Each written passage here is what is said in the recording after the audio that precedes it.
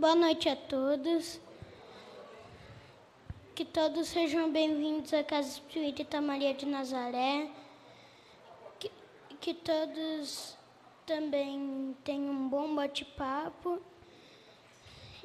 E também que as crianças tenham uma ótima evangelização com a professora Cris.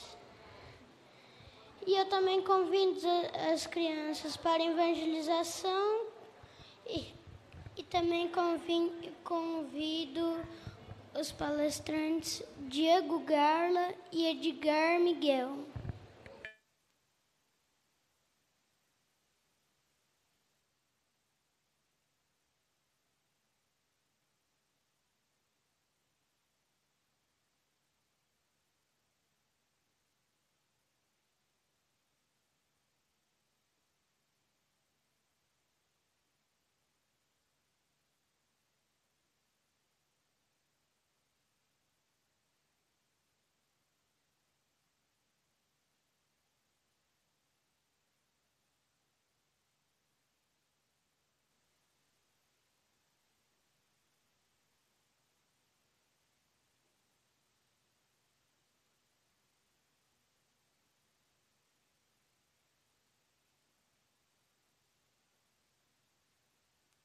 Teste.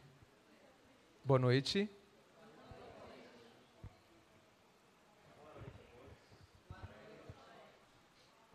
Boa noite, agora sim. Sejam bem-vindos à Casa Espírita Maria de Nazaré. Com grande alegria que recebemos todos vocês aqui, mesmo um dia com chuva, né? Nós podemos contar com a presença de cada um. Hoje, estava conversando com o Odil, eu sou muito suspeito de falar a alegria de estar aqui hoje com o Edgar.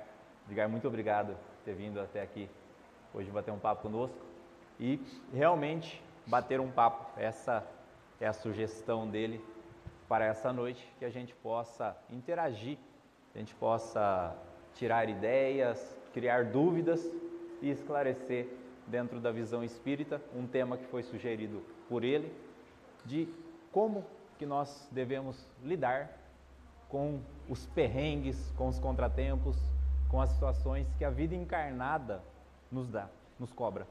Então, Edgar, gostaria que você começasse o assunto e a gente vai recorrendo às perguntas. Quem tiver alguma dúvida, o Neto pode encaminhar para vocês o microfone ou fala que a gente repete por aqui.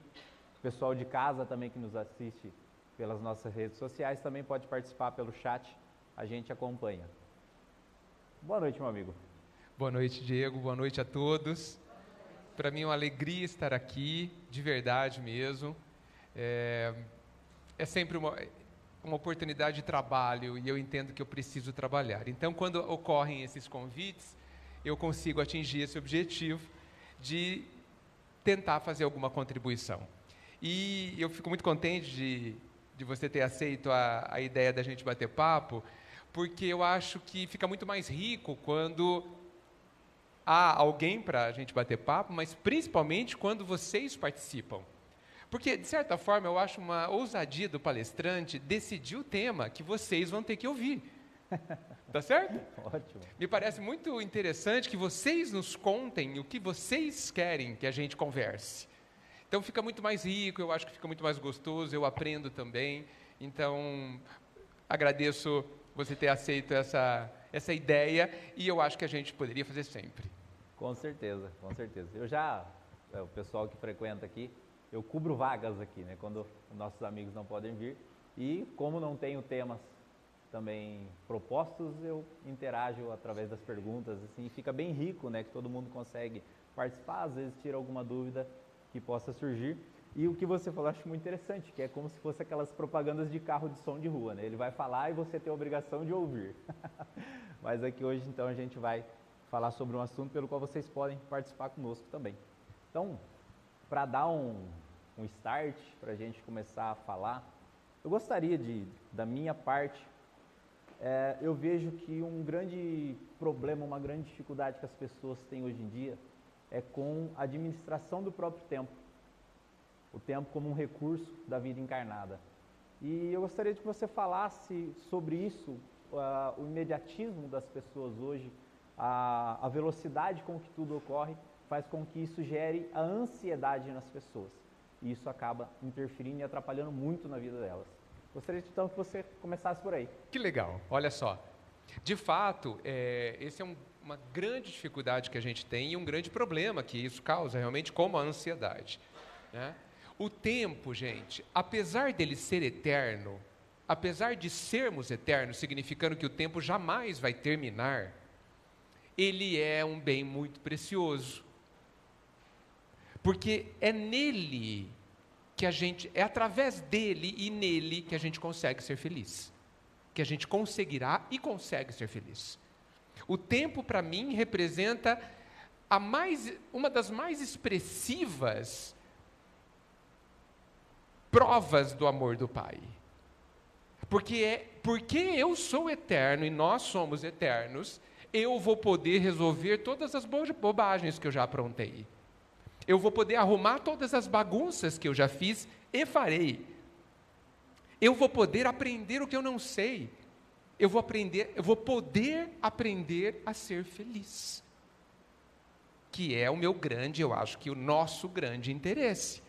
Se eu não tivesse a vida eterna, não ia dar tempo. Porque uma vidinha de 100 anos não dá tempo para nem a gente aprender a escrever direito. Ainda mais perdoar, amar, impossível. Impossível. E apesar, insisto, do tempo ser infinito, e nós podermos definir a velocidade com que a gente quiser andar, cada um de nós tem características específicas, particulares, porque somos únicos, e nós temos um ritmo próprio de aprendizado, de entendimento das coisas.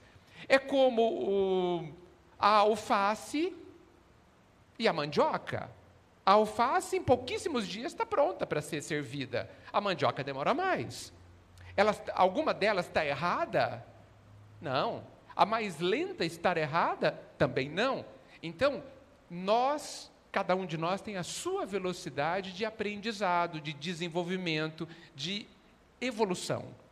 E o Pai, sempre amoroso e respeitador, entende isso, compreende isso e não nos apressa. A única coisa que eu penso que Ele deseja é que a gente não pare, nunca. Que a gente nunca deixe de querer aprender, mesmo que demore um século. Então, a questão do tempo é extremamente importante, primeiro sobre essa ótica. Hoje, nós temos este tempo aqui, e ele tem um significado que a gente não consegue avaliar o tamanho e o valor, não consegue. Daqui a muitos anos, talvez, a gente saiba o que significa a gente estar aqui hoje, nesse momento, que é um momento simples, onde nós estamos apenas conversando. Felizmente, decidimos estar aqui para conversar sobre algo importante. Não importante apenas para a vida encarnada, mas importante para a vida eterna. É esse o objetivo. Administrar o tempo significa decidir o que fazer com ele. Otimizar. O tempo, por fazer parte, no meu entendimento, do amor divino, ele é como deve ser, ou seja, igualzinho para todos nós. Ninguém pode dizer que não tem tempo, porque nós temos. E nós dizemos que não temos tempo de forma errada. Na verdade, nós fizemos um conjunto de escolhas e não sobrou tempo para algo. Eu não tenho tempo para ir na academia. Não é verdade. Você fez determinadas escolhas e aí não cabe ir na academia. É simples assim. E como eu faço boas escolhas? Para a gente fazer boas escolhas, antes eu preciso descobrir ou definir o que é importante. Eu não posso fazer escolhas, eu não consigo administrar bem o meu tempo se eu não souber o que é mais importante. Porque quem vai responder o que eu vou fazer é o meu objetivo. Aonde você quer chegar? Quando você responder essa pergunta, você usará seu tempo de uma forma boa. O que eu estou fazendo agora? Eu, estando aqui, Edgar, estando aqui, estou utilizando o meu tempo. A pergunta que eu devo fazer para mim é: o fato de eu estar aqui, de eu ter decidido estar aqui, me leva ao meu objetivo maior? Se não levar, eu não deveria estar aqui. Porque eu estaria utilizando mal o meu tempo, que não voltará, apesar de ser eterno. Apesar de eu sempre ter novas oportunidades, sempre, infinitamente. O que é uma das maiores fontes de consolo que a gente pode ter. Quando existe um texto de Amélia Rodrigues, psicografado pelo Divaldo, aonde conta que logo após que Jesus foi crucificado, ao invés de ele fazer outra coisa, ele escolheu, para utilizar o tempo dele, se encontrar com Judas. E conta a história que ele desceu até onde Judas estava. Lembremos-nos que ele se suicidou, enforcado. Ele estava lá naquela loucura, se sentindo profundamente culpado, claro. E quando Jesus chegou, conta o texto, as dores e o tumulto que estava em volta dele se acalmaram, e ele disse assim, numa frase emocionante, porque, de certa forma, a frase que ele disse para Judas, talvez, possivelmente, ele diz para cada um de nós. E ele disse assim: Judas, sou eu.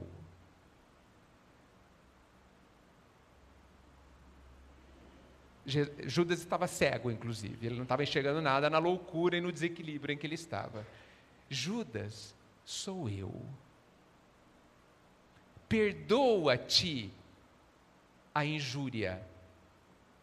Então ele estava pedindo para Judas se perdoar. Um novo tempo começa agora, esse é o ponto. Um novo tempo começa agora. E eu te esperarei. Então todos nós, mesmo que a gente utilize mal o tempo, a bondade e o tamanho do amor do Mestre e do Pai continuarão à nossa espera. Então, o mais importante, a tarefa que nós temos que fazer para encerrar, Diego, e você complementar. A tarefa que nós temos que fazer para conseguir utilizar bem o tempo e não ter ansiedade, é decidir aonde você quer chegar. Qual o seu objetivo de viver encarnado? O que você pretende fazer aqui? Porque eu penso que quando a gente sair daqui, dessa vida, nós vamos nos fazer a seguinte pergunta terrível. A pergunta será: o que você fez com você? No que você se tornou? Não vão perguntar o que nós fizemos com os nossos filhos.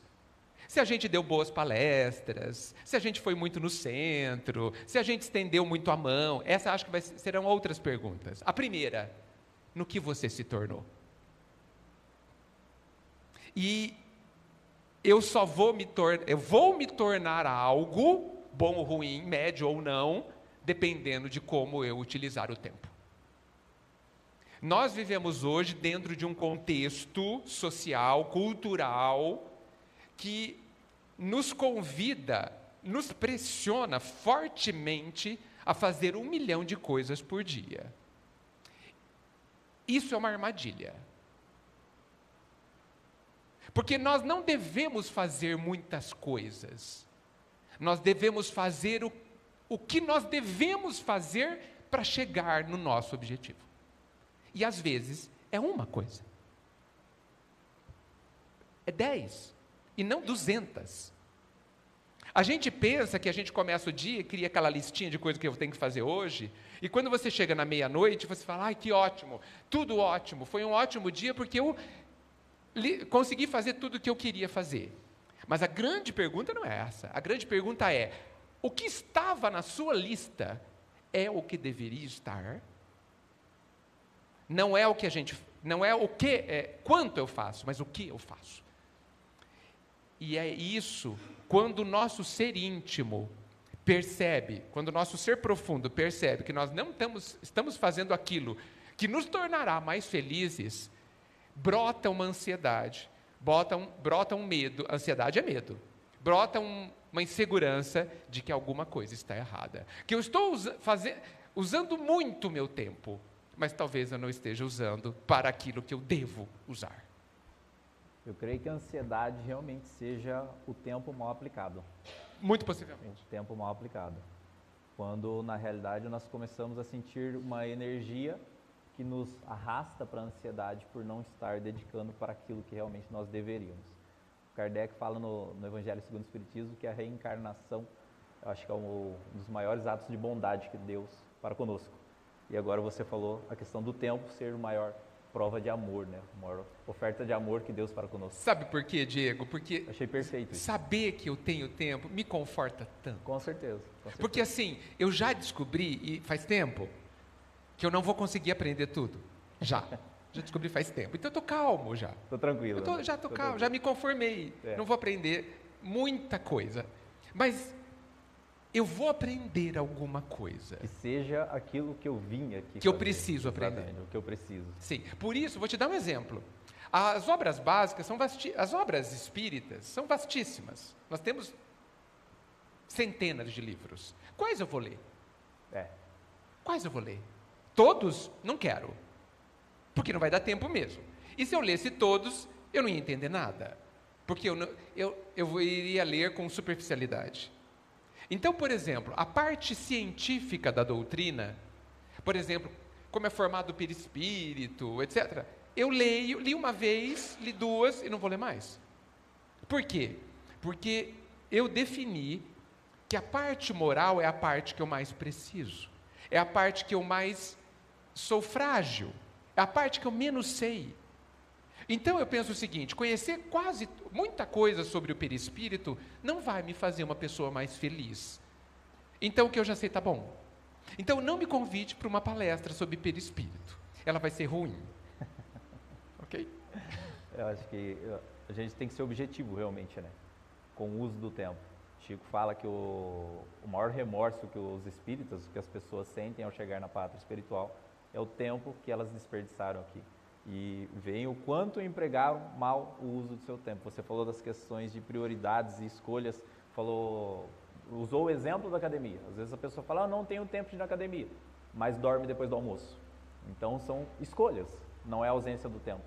Não é ausência do tempo. Muitas vezes a gente seleciona colocar muitas coisas no nosso dia, pelo qual não são prioridades da minha necessidade.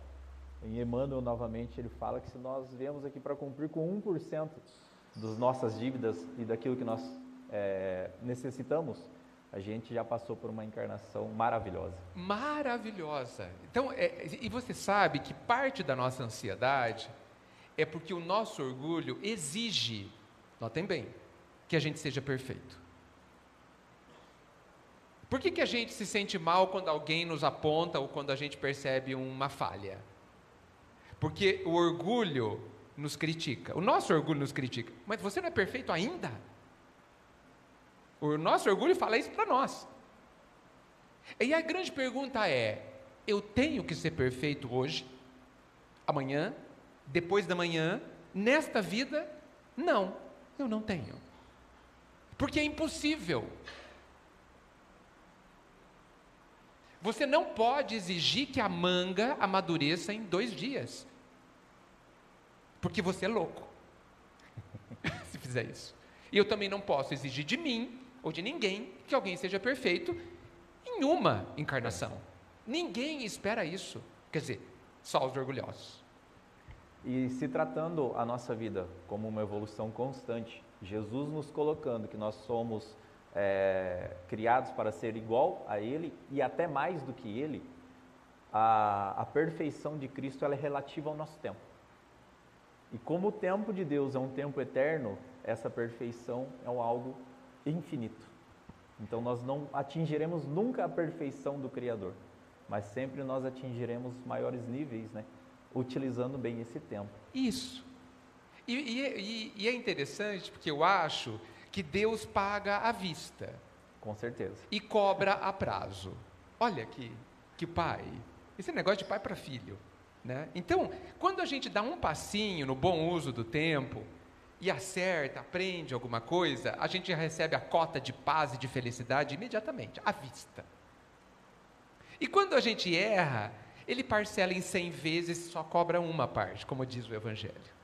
Então, olha só que negócio ótimo que nós temos. Uma maravilha. Né? É ótimo. Então, nós podemos ter esse tempo sem problema. E nós não vamos esperar a eternidade para sermos felizes. Porque nós vamos ser felizes a cada passo bem feito. Maravilha. Eu estou com uma grande dificuldade aqui que meus filhos já anunciaram, né? Falou, pai, quero ver se você conseguir ficar quieto lá em cima, né? Mas não fique muito, não. Não, vamos fazer o pessoal participar também. Temos algo aí já? Alguém gostaria de fazer uma pergunta aqui? Pelos rostos, estou achando que alguém vai perguntar algo. A quantidade de gente que veio hoje também, se não tiver uma dúvida... Não vai ter. Ou dúvida, ou reparo, ou questão. Sim. Boa noite, Edgar. Tudo bem? Boa noite para todo mundo Boa aí. noite. Olha, como nós podemos lidar com nossos pensamentos, né, negativos? Por exemplo, a gente se sente quando tem uma pessoa falando mal de você próprio. A gente tem aquela sensação, né? E também aquele sentimento negativo que fala, que a gente fica sempre pensando na coisa ruim, a gente precisa ter uma coisa de otimismo, mas a gente vai assistir uma televisão, liga lá, você vê o pai matou o filho, a criança foi morta por facada, então aquilo é umas energias negativas, a gente sabe, né? Mas é difícil a gente previr isso aí para você mesmo, né? Para que você possa ter mais otimismo em relação a esses sentimentos. Eu vou começar pelo final. Você falou das notícias tristes que a gente vê por aí. A pergunta que a gente deve se fazer é: por que eu estou assistindo? Por que eu quero saber? Manchete lá: filho matou o pai. Está só na manchete, só tem essa frase. Por que eu entro para saber os detalhes? Por quê? Porque eu quero. E a gente não pode se esquecer, primeiro que nós estamos já usando o tempo à busca de algo de baixa vibração, de baixa energia. Porque ninguém sai bem depois de ler os detalhes dessa notícia, ok? Perfeito.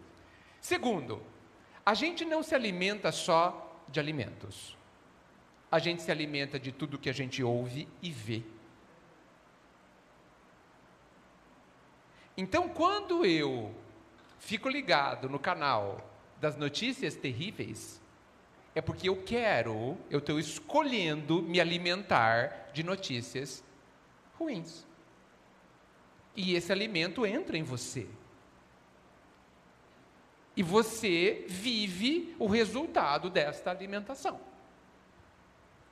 Você fica ansioso, você fica com medo, pode acontecer comigo, pode cair, pode alagar tudo a minha casa, não sei, qualquer coisa.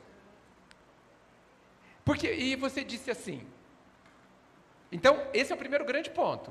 Você tem que descobrir por que você tem interesse e curiosidade. A curiosidade é um tema muito interessante, que é bastante explorada no livro Nosso Lar, porque André Luiz é um cara curioso. E ele, durante a trajetória dele, o pessoal fala assim: cuidado com a curiosidade que não te causa bem. Porque a curiosidade para aprender é legal. A curiosidade que não ensina nada, não serve para nada. Saber como que fulano matou ciclano Me ensina o quê? Só a matar alguém. Talvez. Eu acho que não é algo que eu precise aprender. Aliás, eu já devo saber muito bem, tá certo? Considerando minhas existências passadas. Então, nós precisamos saber, nós precisamos discutir, cada um de nós, por que eu estou interessado naquilo. Porque é sua escolha, você não é obrigado a assistir. Então, de novo, o que é importante e o que não é importante. Vai mudar para melhor a sua vida, se você souber daquilo, não assista, não ouça. Então, se o Diego chegar para mim, tem uma coisa boa para te contar. Existe, inclusive, Sócrates, lá o filósofo falava isso, né? Alguém chegou para ele e falou assim, eu quero ter uma coisa para te contar, Sócrates. E ele falou, calma, antes eu vou te fazer 3 perguntas. O que você vai me dizer é bom, é verdade e é útil? Se não for uma delas, não me diga. Se for as 3, me diga. É bom? Eu ouvi quem matou alguém? Não é. Nem precisa perguntar o resto. Ok? E a outra coisa que você disse. A gente tem medo de acontecer coisa ruim. E aí, essa pergunta é perfeitamente adequada ao tema. Existe alguma coisa ruim que pode nos acontecer de verdade? O maior mal é aquele que nós carregamos dentro de nós, e não os externos. Morrer é ruim, gente? Não. Até porque a gente não morre. Então, o que pode acontecer de tão terrível na nossa vida que a gente tem medo? O quê? Esse é um dos pontos mais importantes para a gente pensar. Porque esse medo de fundo não é um medão, é um medo de um bom tamanho até, ele não é zero, mas constante, diário, a vida inteira, nos causa muito sofrimento. É muito ruim viver com medo. Muito ruim.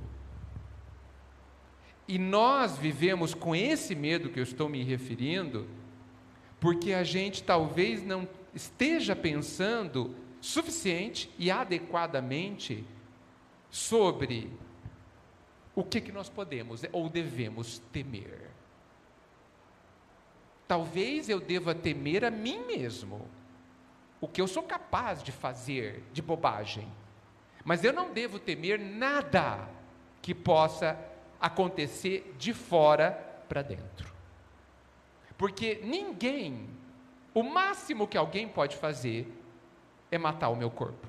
Podem picar e jogar fora, só, mas não sou eu. Alguém pode pensar, mas vai doer. É possível, mas vai ser rápido.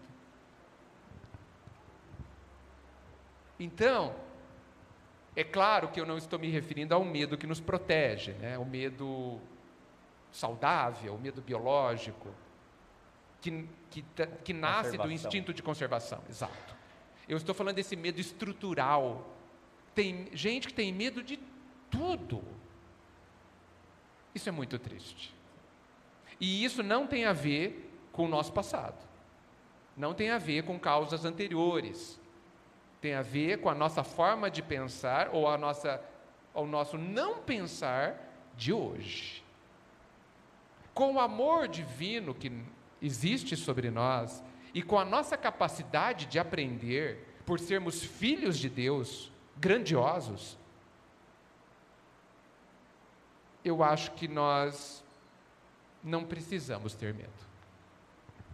Edgar, pegando o início do que você disse sobre a moralidade, né? Que no caso você estuda mais a moralidade do que propriamente dito a mecânica, né? Se nós tivéssemos a nítida claridade que nada nos acontecesse sem a moralidade, quando a gente chegasse aqui encarnados, a gente, vou usar um termo aqui, a gente não chutaria o pau da barraca, porque nada me acontece, e sem a moralidade de entender que a gente precisa progredir, a gente não tomaria pelas mãos esse poder que nós temos de decidir sobre tudo? Se eu entendi a sua pergunta, se eu entendi, depois me corrija. Eu disse que nós não devemos temer nada de fora para dentro. E você se referiu a alguma coisa de dentro para fora. Eu tenho que ter medo de mim. Porque quem faz as bobagens sou eu. E essas bobagens criam o mal que vai me atingir. Então, eu não tenho que ter medo de alguém me ofender, ou me roubar, ou me matar.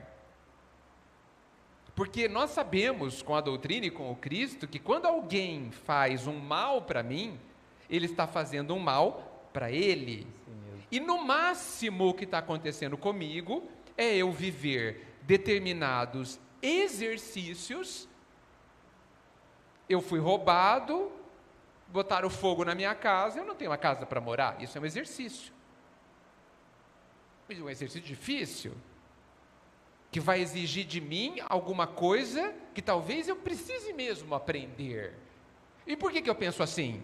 Porque nós precisamos entender que nada acontece comigo sem uma ótima razão. Sem uma ótima razão.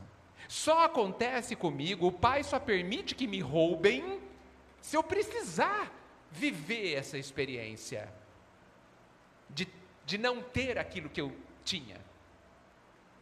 Porque não há, não há injustiça, gente, apesar de haverem injustos. Então, o Diego, tomando como exemplo, ele pode ser injusto comigo, ele pode ser ingrato comigo, ele pode, tem todo direito.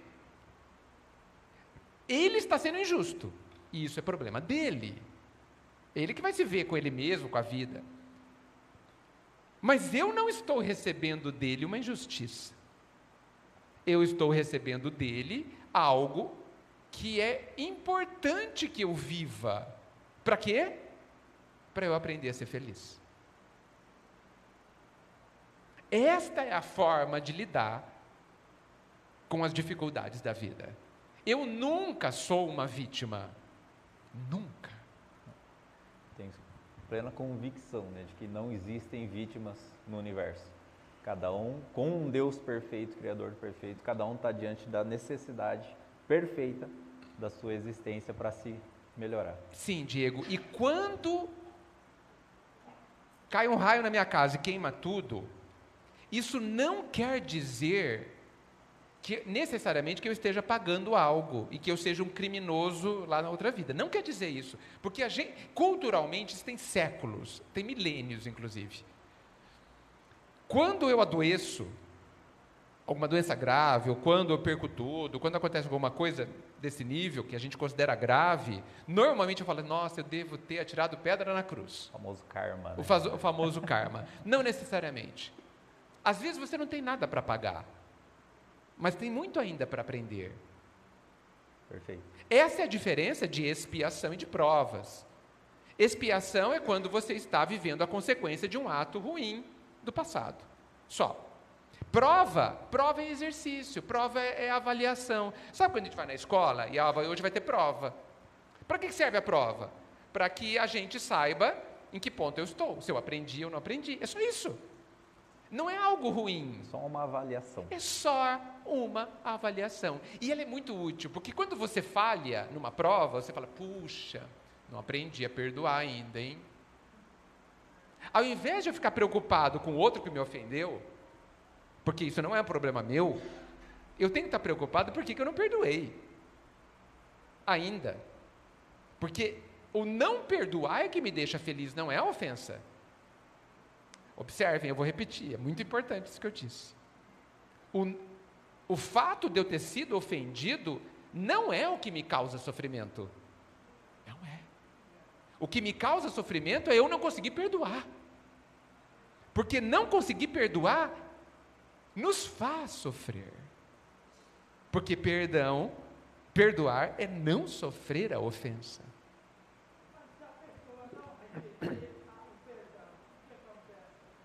Quando eu te ofendo, eu te ofendi, pronto, já tenho alguma coisa para resolver com a vida. Se você me perdoa, você não elimina a minha necessidade de pagar. Você apenas me fala assim, olha, eu não estou magoado com você. É bom, mas não resolve muita coisa, sabe? É bom, eu insisto. É bom saber que você está bem. É bom saber. Mas eu continuo com a minha dívida. Porque a gente tem a ideia, isso é cultural também, de que se eu perdoo você, eu libero você de resolver, de reparar. Porque a gente liga muito com dinheiro, né? Olha, eu estou perdoando a sua dívida de R$10. Significa que você não tem que pagar. Com a vida, nas questões morais, não é assim. Eu te ofendi? Na verdade, como diz as obras, eu estou em dívida com a vida. Se a gente pegar a ação e reação de André Luiz, tem um capítulo que eu considero especialíssimo, chama-se Resgate Interrompido. Tem uma pessoa lá que faz uma bobagem e a outra pessoa vai carregar o piano nas costas, por causa dessa bobagem que ele fez. E ela perdoou, é uma mulher, ela perdoou. Então ele deve para ela. Aí perguntam assim, e se ela perdoar e nunca mais precisar reencarnar? Para quem que ele vai pagar? E essa é a resposta. Ele não deve a ela, ele deve à vida. E se não for a ela, ele reparará com outra pessoa. Com outro próximo. Maravilha. Eu penso assim, né?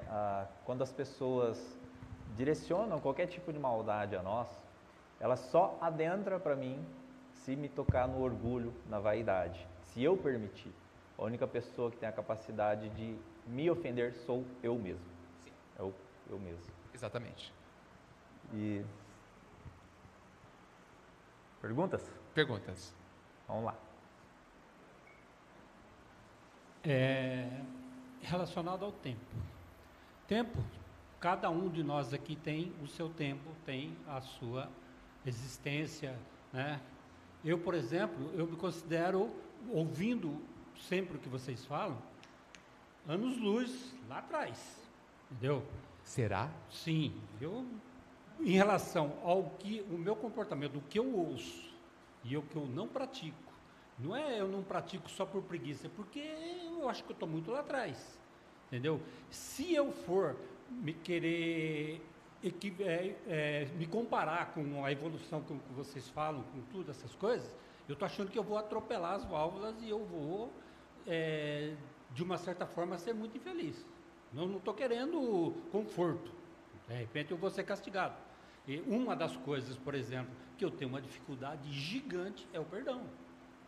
Entendeu? Bem-vindo ao grupo dos que não conseguem. Eu sei o que tá errado, mas não adianta eu falar, vou ficar de joelho, vou perdoar. Não entra, não passa. Entendeu? Eu me amargo com isso, está me fazendo mal? Tá. Então eu acredito que vocês estão anos na minha frente. Entendeu? Eu acredito que sim, pelo nível de cultura, nível de aprendizado que vocês já têm. Eu vou chegar aí, mas eu vou ter que demorar um tempo mais. Porque se eu for seguir a regra, tudo o que se fala, o que se pratica, né? Eu vou atropelar as válvulas e eu acredito que aí sim eu vou, sei lá, vou ser mais inútil, por exemplo. Não é porque a gente fala bonitinho que a gente está evoluído, viu? Se a minha esposa estivesse aqui, ela falava, você faz isso? A Paula levantou e saiu. É bom sair mesmo para não ouvir algumas coisas. Ela falou, deixa em casa, eu resolvo. Isso. Né? Então, a gente sabe o que tem que fazer. Mas, como você e como quase todo mundo, nós também temos, falo por mim, eu também tenho muita dificuldade para fazer muita coisa. Cada um tem o seu. E veja, um grande erro que a gente comete, que nos causa tristeza, é a comparação. Ninguém deve comparar banana com maçã. Elas são diferentes, elas amadurecem em tempo diferente, têm gosto diferente, nós somos todos diferentes. E cada um tem o seu ritmo e está tudo bem.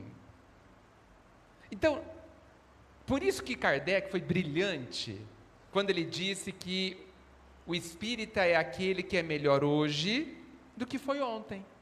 Pronto. Você percebe que ele não comparou ninguém com ninguém, ele comparou a gente com a gente? E é por isso também que eu penso que a nossa grande pergunta será: no que você se tornou? E essa pergunta, que eu acho que vai ocorrer lá, quando a gente desencarnar, a gente deve fazer agora. Eu tenho 57 anos. Então faz 57 anos que eu estou aqui. No que eu me tornei até agora? Eu já posso ir embora? Não, eu também não tenho. Mas se eu fosse agora, se eu encerrasse esse ciclo agora, porque é só isso, eu teria dado um passo, pelo menos, em algum ponto. Se sim, como diz o Diego, esteja feliz. O Chico falava também, você entra com 10 problemas na vida, e se você sair com 10, está bom. Perfeito. Geralmente a gente sai com 20. Ter uma vida estável. Uma das coisas, por exemplo, o seu objetivo. Tá? Eu fui filho de gente da roça, eu passei, o que meu pai pôde me dar, ele fez. Aí o Diego sempre me usa essa frase, meu pai quis dar para a gente tudo o que ele não teve. Então, um grande objetivo meu é o bem-estar deles, das minhas crias e das crias das minhas crias, entendeu? Então, esse é o meu grande foco. Tá na matéria? Sim, tá na matéria, certo? Mas eu vendo a evolução dele, eu vendo as coisas acontecendo da forma que vem acontecendo, que graças a Deus a gente é abençoado, isso está dentro do meu foco. Não sei se isso está não sei se eu estou evoluindo, me ligando somente assim, no meu círculo de social. A lei diz que a gente tem que atuar primeiro no próximo, mais próximo. O que a gente esquece, e o que a gente pensa, e aí talvez seja uma opinião particular, me corrijam, o próximo mais próximo sou eu. Eu pensei exatamente isso. Depois é quem está grudadinho em mim. E aí o círculo vai se abrindo. Por isso que na lei maior está escrito que nós devemos amar o próximo como eu amo a mim mesmo. Então eu não posso deixar de ser generoso comigo, de ser amoroso comigo, de me perdoar. Eu não posso, porque senão eu não vou saber fazer com o outro, inclusive. Então, a preocupação com os nossos é evidentemente importante. Porque eu posso ajudar aquele que está lá passando necessidade no outro bairro, eu posso. Mas eu preciso tomar cuidado para não negligenciar quem está ali. Porque não é só quem está ali grudado em mim. Talvez, para todos pensarmos que a gente deve ficar muito atento, duas coisas eu acho, na verdade, são. Primeiro, eu fico muito pensativo quando alguém diz que eu faço tudo, exemplo, pelos meus filhos. Porque eu acho que a gente não deve fazer tudo por eles. Porque senão eles não vão aprender.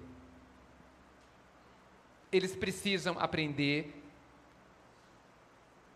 a viver as dificuldades da vida. Eu não estou falando que você faz isso, é só que você puxou o gancho, eu levantou a bola, eu estou rebatendo. As crianças, os adolescentes, eles precisam enfrentar os seus problemas. Eles precisam estar prontos para isso. Porque nós não vamos criar uma rede de proteção para sempre, porque nós vamos embora. Aliás, a gente nem precisa desencarnar, eles podem estudar em outro estado, em outra cidade, pronto, eles vão ter que se virar. Então nós precisamos fortalecê-los. A gente precisa ajudar as pessoas, não criar. Todo mundo, a nossa esposa precisa ser independente da gente. Senão a gente desencarna, ela não sabe pagar uma conta. Exemplo. Como eu preciso ser independente dela, eu também preciso saber fritar um ovo, por exemplo. E fazer mais coisa, inclusive. Tá certo? Então, se eu for embora, a pessoa vai ficar bem? Vai. Ótimo. Eu fiz um bom trabalho. Então, nós precisamos pensar sobre essas coisas. E veja, muitas vezes a gente erra por fazer muito ou por fazer pouco. Muitas vezes. E isso não deve ser um problema. Porque a bondade divina nos analisa na medida do nosso entendimento. Então, a minha mãe fala assim: puxa, se eu soubesse, tinha criado vocês diferente.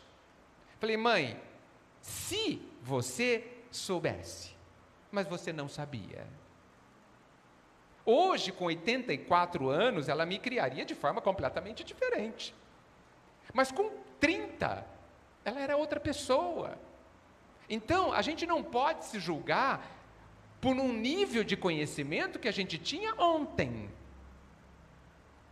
Hoje eu faria diferente. Ótimo, então na próxima encarnação a senhora me cria diferente. Ótimo, está tudo certo. Resolvido. Está resolvido. João, vamos lá, João. Você disse que não pode dar tudo aos filhos. É como aquela frase, né? Tempos difíceis geram homens fortes geram tempos fáceis geram pessoas fracas geram tempos difíceis, certo? Certíssimo. Esse é o ponto. Esse é o ponto. E a natureza nos ensina muito. Existem determinadas plantas que você não pode dar muita água.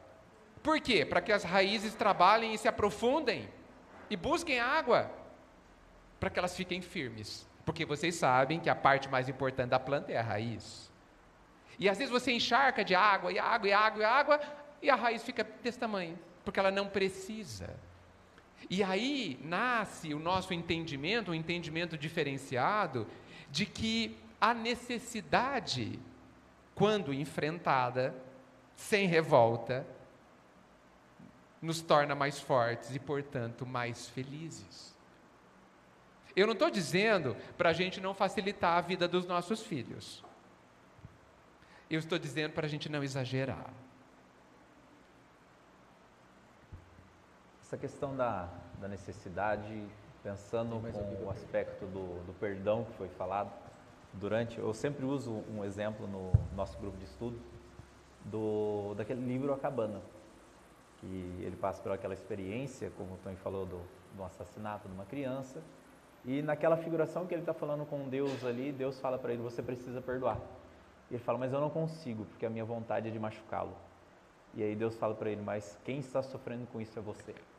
Quem está fazendo mal é você. E eu acho que uma das grandes dificuldades quando nós praticamos o mal é o perdoar-se.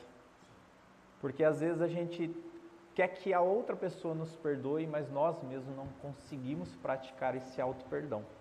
Isso é um sentimento dentro de nós que nos causa muito sofrimento também. O que nós devemos agir para conseguir esse auto-perdão?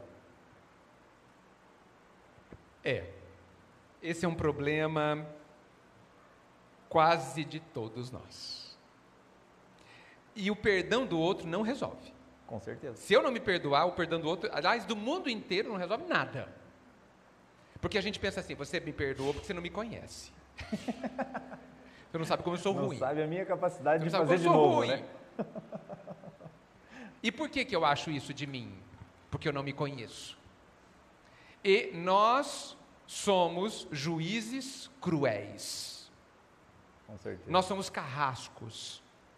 Eu tenho saudade da Idade Média, onde a gente se chicoteava com chicote de couro.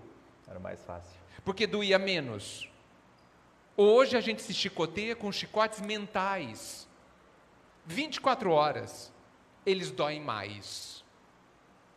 Nem Deus nos julga dessa forma. Não porque Ele é amor, porque Ele também é justiça, mas porque Ele é equilibrado. E nós, no fundo, gostamos de nos autopunir. Por isso que eu defendo que a gente nunca se culpe e sempre se arrependa. Porque o culpado olha para trás, o arrependido olha para frente. Na verdade, quando a gente se sente culpado, a gente entra numa posição muito cômoda. Porque é muito cômodo não se perdoar, Diego. Porque assim, olha, Diego, eu fiz uma coisa muito ruim, tá? Eu sou muito ruim. Eu não presto para nada. Né? Eu não presto para nada. Exato. Eu não presto para nada. Eu sou muito ruim, eu mereço castigo. O que eu estou fazendo? Nada. Porque eu não sou capaz mesmo. Isso não é cômodo. Não é cômodo. Então, a culpa é uma boa desculpa. O arrependido não age assim. O culpado derrama o leite, ele senta do lado de leite e fica chorando a vida inteira. Ele não limpa o leite. Nem isso ele faz. Ele fala, olha, derramei, ele mostra para todo mundo. Conta para todo mundo ter dó dele. O culpado não faz isso. O arrependido, ele senta e chora. Mas ele chora um tanto, limpa o leite e vai achar outro leite. E é isso que nós temos que fazer. E isso está completamente em sintonia com o que Kardec brilhantemente definiu esqueci o nome do livro. Céu e Inferno. Ele disse assim, nós precisamos, ao errar, expiar o erro, ou seja, viver as consequências, e no caso aqui é não ter leite para tomar. Tá certo? A gente tem que viver as consequências, expiar, se arrepender, expiar e reparar o erro. Reparar o erro vai comprar outro leite. Aí não tem dinheiro, então vai trabalhar. E traz outro leite aqui. Agora a conta está fechada. O arrependido olha para o leite derramado e fala assim, por que mesmo que eu derramei o leite? O que eu fiz de imperfeito? Aonde eu falhei? Olha o interesse em acertar da próxima vez. O culpado não faz nada disso. O culpado se acha um incompetente, um fraco, e gosta dessa posição, porque é uma posição cômoda. É cômodo para errar de novo. Porque ele é fraco mesmo. Sabe? Eu errei, não me consertei e tornei a errar. Óbvio. Porque eu sou uma vítima. Porque você não fez nada. Exatamente. Se eu não faço nada para mudar o que eu estou fazendo, eu vou errar de novo. Então, gente, o auto-perdão, só para fechar, ele envolve você sair de um ciclo infernal de se sentir inferior consigo mesmo e abrir um outro ciclo de paraíso, aonde você resolve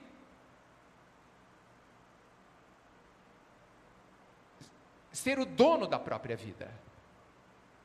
Ser o dono da própria vida. Eu errei? Sim, eu errei. E por que eu errei? Porque eu não aprendi. Mas eu vou aprender. Quanto tempo demora? Não me interessa. Eu vou aprender. Por quê? Por 3 motivos.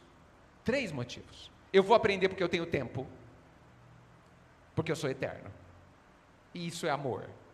2, eu vou aprender porque eu sou infinitamente amado. E nada me faltará. Como diz o Salmo 23. Nada do que eu preciso, notem bem, me faltará. Perfeito. E 3, para fechar, eu sou capaz de aprender. Por quê? Porque sou filho de Deus. E sou perfectível, capaz de me tornar perfeito. Eu não preciso de mais nada. A palavra eu preciso, acho que foi a chave dessa consciência, né? De adquirir a consciência de que eu passo pelos perrengues, eu passo pelas dificuldades da vida encarnada porque eu preciso. E não porque eu estou sendo uma vítima, não porque eu estou sendo punido, porque nós temos essa crença, né? De que nós estamos aqui para sermos punidos, para purgar. Porém não, nós estamos aqui diante de uma exposição de amor do Criador para conosco, para que a gente viva as nossas necessidades.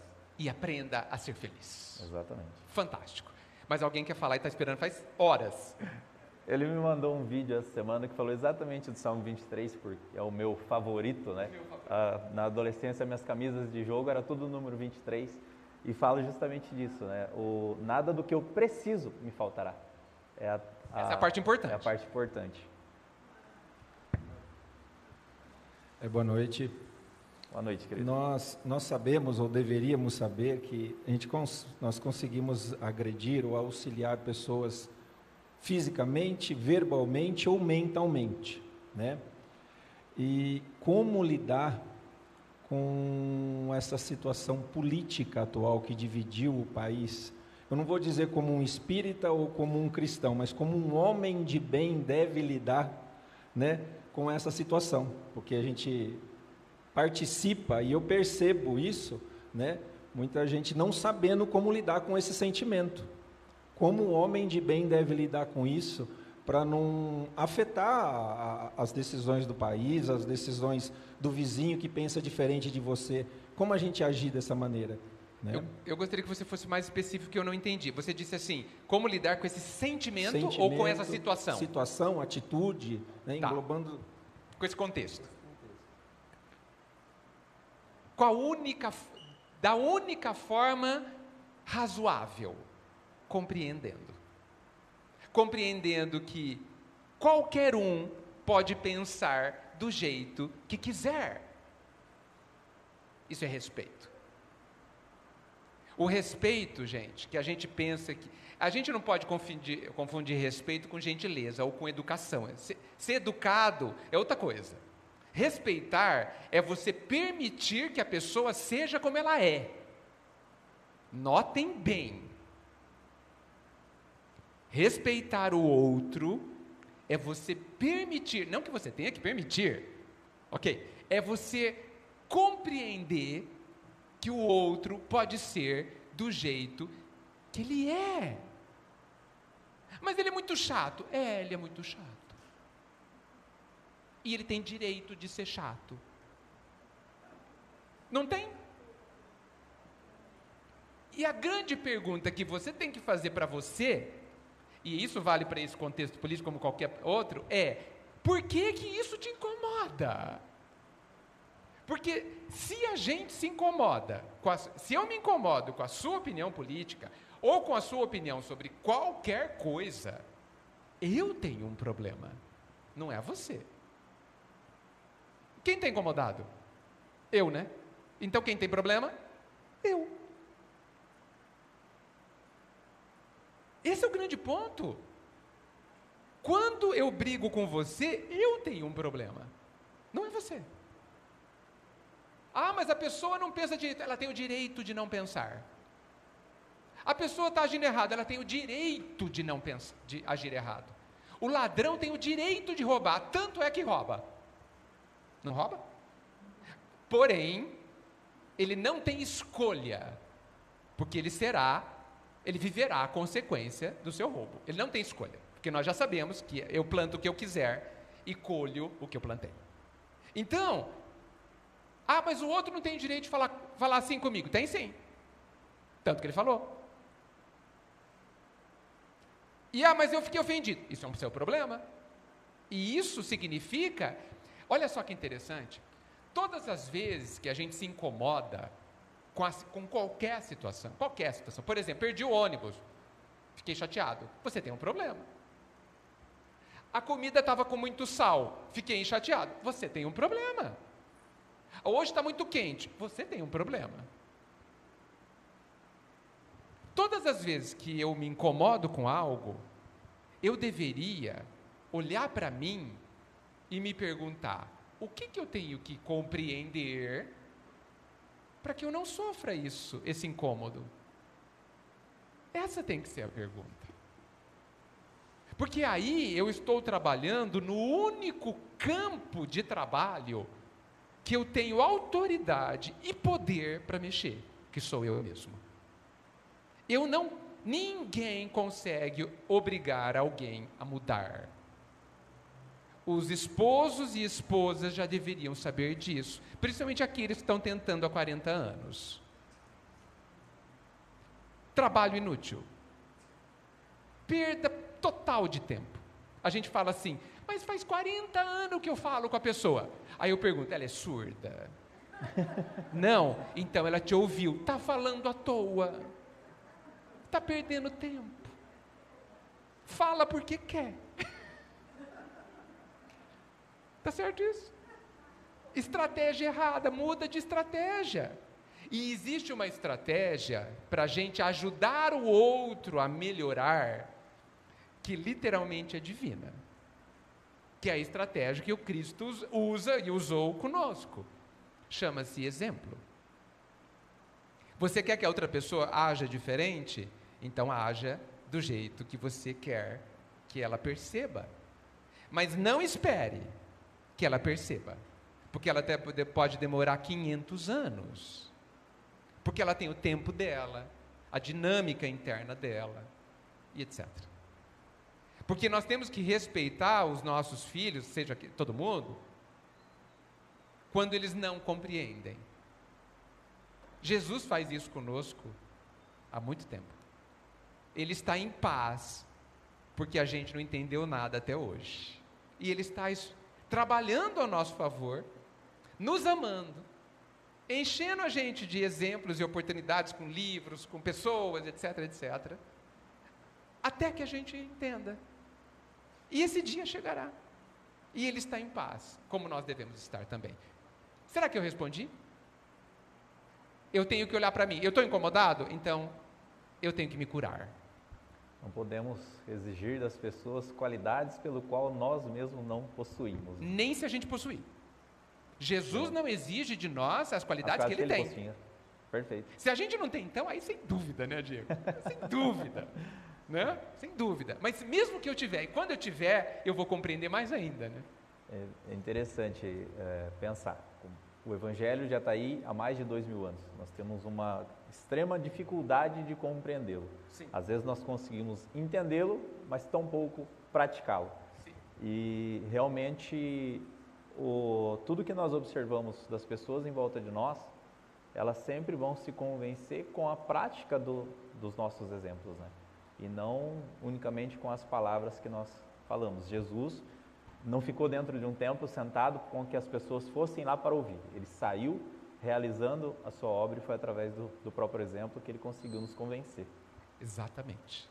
Palavras o vento leva, atos ficam e repercutem. Atos são sementes, palavras também. Toda vez que você fala com a pessoa, é uma sementinha, mas tem que esperar o solo, que é Ele, está pronto. Nós temos que ter esse amor por essa pessoa e dar a ela o tempo dela. Ter paciência também faz parte do amor. Acho que a maior virtude de Deus é a paciência, né? Ele é bastante paciente. Observar o que a gente faz aqui e ainda assim continuar nos amando tanto. É bom isso. Isso é a qualidade de ser perfeito. Isso é bom. Alguém mais? Pode discordar, né? Também. Gostaria de concluir com alguma coisa? Temos mais. De repente a gente até vai mudar um pouco o assunto, mas tempo é uma coisa que se planta e ela fica, uma coisa que se fala ou que... Eu vou usar um exemplo totalmente assim, de uma pessoa que eu sou muito fã, tá? Raul Seixas, por exemplo. Raul Seixas foi um maluco, foi um drogado, foi um perdido, mas ele falou coisas que ficou no tempo. Ele falou coisas em 73 que investe na minha vida hoje perfeitamente. Ele usou muito Bíblia, ele usou muitas formas do que Cristo pregou, certo? Só que por outro lado ele foi um bolinha perdida, certo?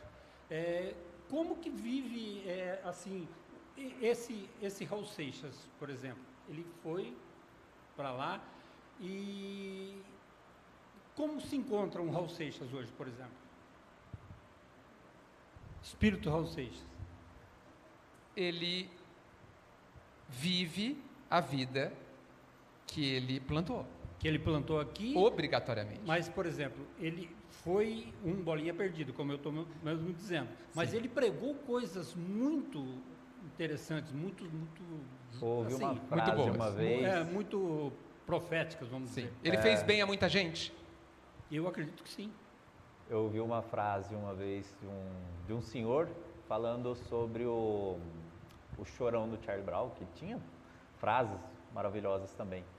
Ele falava, é um ótimo pensador, mas um péssimo exemplo. Na contabilidade divina, tudo é considerado. Tudo. Todo bem, por minúsculo que seja, por imperceptível que seja para os nossos olhos, a vida sabe. E conta a nosso favor. De novo, eu apelo ao nosso lar. André Luiz, que foi um mau médico, um mau encarnado, tá certo? Tanto que era um suicida inconsciente. Ele, por interesse médico, atendeu 6.000 pessoas de graça. Por interesse. Fez um bem a elas, né? Certo? Ok? 6 dessas oraram por ele quando ele desencarnou. 6. De 6.000. Mas esse é problema delas também. Isso fez bem a ele.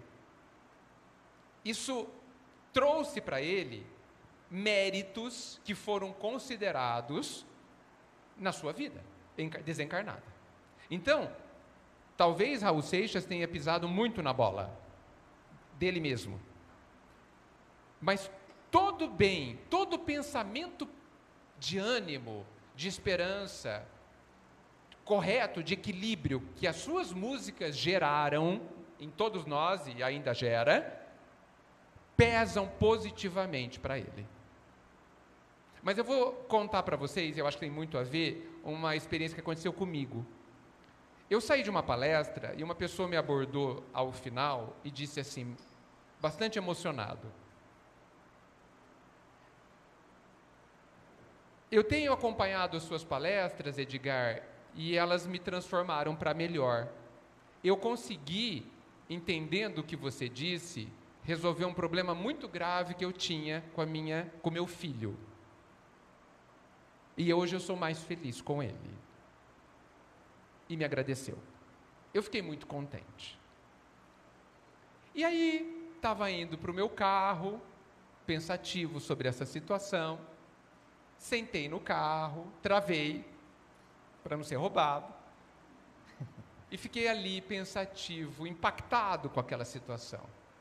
Aí uma vozinha, não era, se for espírito eu não percebi, porque eu não percebo, eu não tenho mediunidade ostensiva, mas entrou um pensamento na minha mente dizendo assim: você fez um bem a ele, mas esse bem não muda em nada o seu trabalho de se melhorar. Em nada. Eu fiz um bem a ele, ou através de mim o bem foi feito, acho que melhor eu dizer assim. Deus fez um bem a ele através de mim como um canal, nós somos todos canais. Porém, eu tenho que aprender a perdoar da mesma forma, e as minhas dificuldades continuam exatamente as mesmas, antes e depois da palestra. Eu tenho que aprender a ser feliz, eu tenho que aprender a compreender, eu tenho que aprender a ter calma, não ter medo, não ser ansioso. Nada mudou na minha vida, nenhuma vírgula. O meu trabalho de me transformar continua à minha espera. Então, eu não estou dizendo que a gente não deva fazer o bem ao outro, porque tudo vai contar em nosso benefício. Mas o bem que eu faço ao outro não me evolui, não me ensina muita coisa, porque no processo a gente aprende, mas eu preciso saber que os esforços que eu tenho que fazer para me transformar, para me construir, para me desenvolver, são meus, e sou eu que vou fazer, queira eu ou não. Vejo que quando nós fazemos o bem a alguém, ele receber esse benefício só nos traz motivação, nos traz apenas a responsabilidade de que nós devemos praticar mais para que esse bem atinja a mim também. Sim, exato, esse é o ponto. Esse bem vai voltar para mim? Vai voltar para mim, e talvez em melhores oportunidades, em situações, em condições íntimas melhores, mas o esforço que eu vou fazer, Diego, vai ser do mesmo tamanho. O livro Voltei conta bem isso, né? passa uma encarnação toda aqui e de repente fala, eu não recebi nada. E aí quando chega na questão espiritual, vê que tinha mais. Esse livro precisa ser lido. Não, ele precisa ser estudado devagar. Porque somos nós ali. Somos nós. Esse livro fala tudo o que eu te disse. Quando eu comecei a trabalhar com o Newton Stuck, eu falei para ele, eu preciso ler alguma coisa. Ele falou, top. Esse é um dos livros que eu vou ler o resto da vida. Porque assim, eu leio uma vez, falei assim, entendi 1%. Então eu vou ter que ler 100 vezes. Então é um livro apaixonante. Chama Voltei. Eu recomendo imensamente. E é pequenininho, viu? Não precisa ter medo de pegar para ler, não. Muito gostoso. Alguém mais? Eu fico aqui até amanhã. Gostaria então, já que estamos satisfeitos de perguntas, para mim é uma satisfação imensa, acho que foi muito produtivo, foi bem legal. Não foi bom assim, do que eu ficar falando sozinho aqui? E creio que todos aproveitam mais também, absorvem mais. E aproveito para te agradecer da possibilidade de vir aqui conosco hoje aqui em Duartina, participar com esse bate-papo. Para mim é muito gratificante, todo mundo sabe, também, eu sou Diego. suspeito de falar de você, né? Tenho um carinho, uma admiração muito grande pela pessoa que você é, por tudo, essa reflexão que você nos promove. Assim como você falou dessa pessoa que falou, você conseguiu me ajudar, eu sou uma dessas pessoas também que você conseguiu ajudar. O meu primeiro contato com a doutrina foi com você, eu acho que eu tinha meus 13, 14 anos ali de alta ignorância. E o primeiro contato, uma frase que me marcou, veio através de você. E póstumo a isso me direcionou também. Então, nós vemos que o bem, ele retorna de alguma forma. Principalmente, acho que a maior satisfação que nós fazemos de benefício a alguém é aquilo que a Clara falou sobre a caridade.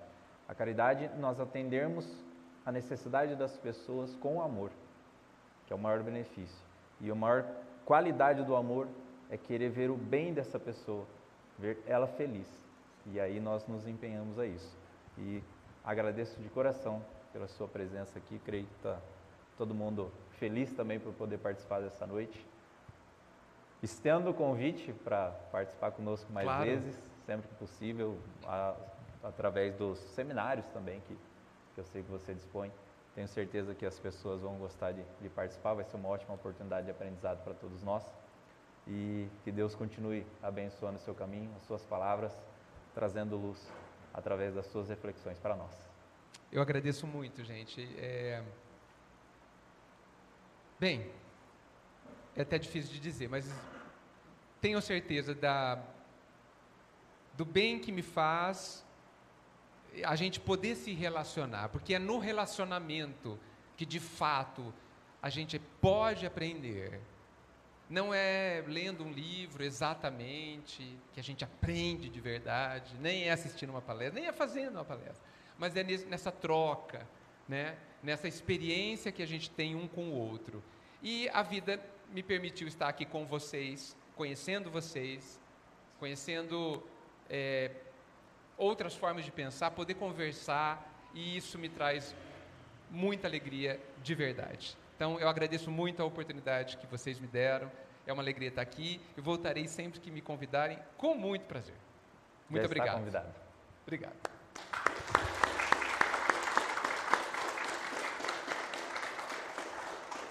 Esse final de semana nós retornamos às sessões de psicografia. Dia 14 e 15 estaremos lá em Neves, na Casa Espírita Gabriel Martins. Aqui em Duartina, esse ano vai ser diferente, nós sempre trabalhamos aqui nos meses ímpares, e esse ano a gente vai trabalhar com mês par. Então, a primeira sessão aqui vai ser no dia 11 de fevereiro. Então, para o pessoal já começar a colocar na agenda aí, quem gosta de participar das sessões, dia 11 de fevereiro será aqui em Duartina. Nesse sábado, nós temos o bazar aqui da Casa Espírita. Quem está aqui pôde ver como é que está montado aí. Lembrando, toda a renda, não só do bazar, mas toda a renda da instituição é revertida às obras, não só dessa casa, mas de outras casas que nós conseguimos assistir também, devido a esse trabalho que nós realizamos aqui. a partir das 8 horas até as 2 da tarde, o bazar está aqui, aberto, todas as peças, tem muita roupa nova que veio com etiqueta, tudo a R$5, acessível, como todo mundo conhece. Trabalho, estão convidados a vir aqui participar também, quem que puder ajudar. A casa sempre é aberta para novos amigos que queiram participar dos nossos trabalhos. Agradeço a presença de todos. Nós vamos agora passar para o nosso atendimento do passe. Quem for receber o passe é só ficar no local, em prece, assim que receber está liberado, não precisa ficar até o final. Hoje tem bastante gente, inclusive. Então, peço que mantenhamos o silêncio, o bom pensamento, a concentração. Gostaria até de pedir uma oração da sua parte, se puder, para que a gente comece essa sintonia com um plano superior e receba muito mais do que só o conhecimento, mas as energias que estão disponíveis hoje aqui na noite, através do plano espiritual, que nos orienta, que nos guarda, que nos dirige. Muita paz a todos. Vamos orar?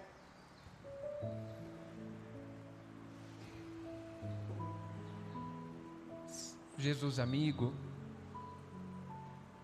nos ensine a não nos dirigirmos ao Senhor, ressaltando as nossas imperfeições, as nossas falhas, a nossa ignorância, mas nos ajude a nos colocarmos à sua frente, diante do teu coração tão amoroso, dizendo que desejamos melhorar, que queremos entender,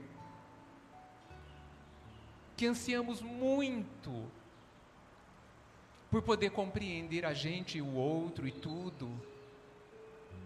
Nos ensine, Mestre, a nos dirigirmos ao teu coração, pedindo meios e formas de sermos mais felizes, de descobrirmos como é que a gente caminha o seu caminho. Porque nós te agradecemos muito por tanto amor, sendo que a maioria dos teus gestos em nosso favor a gente nem percebe. Obrigado, Mestre, por nos amar, nos conduzir, nos ensinar e nos compreender tanto, trazendo para nossas vidas uma luz que a gente precisa imensamente, sem a qual a gente se perde no outro instante. Obrigado, Mestre, por estar conosco agora e também em todos os outros instantes da nossa vida, aonde a gente estiver. Que nós saibamos guardar essa luz tão doce no nosso coração, para prosseguirmos com paciência, com coragem e com muita alegria. Obrigado, Mestre. Que assim seja.